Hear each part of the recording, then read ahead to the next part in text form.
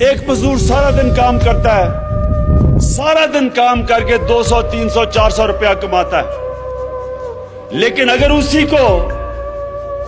3 مہینے لگا کے ہم ہنر سکھا دیں تو وہی سارا دن کام کر کے دن میں 3-4 ہزار روپیہ کما سکتا ہے۔ اور اگر اس کی ہم اسے اور ہنر سکھا دیں، کمپیوٹر سکھا دیں، کمپیوٹر کے اندر بہتر چیزیں سکھا دیں، تو وہی نوجوان دن کا 10,000 روپیہ کما سکتا ہے۔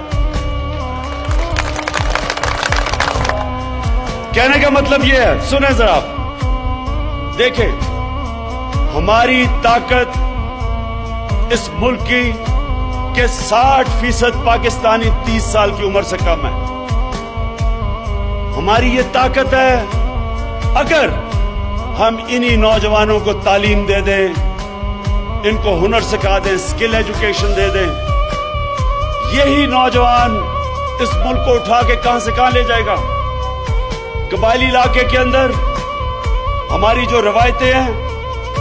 ہم اپنی گھر میں بیٹیوں کو کمپیوٹر ایجوکیشن جو اب ہے آئی ٹی کی،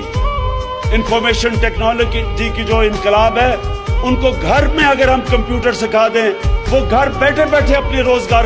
اپنے گھر میں بنا سکتی ہے۔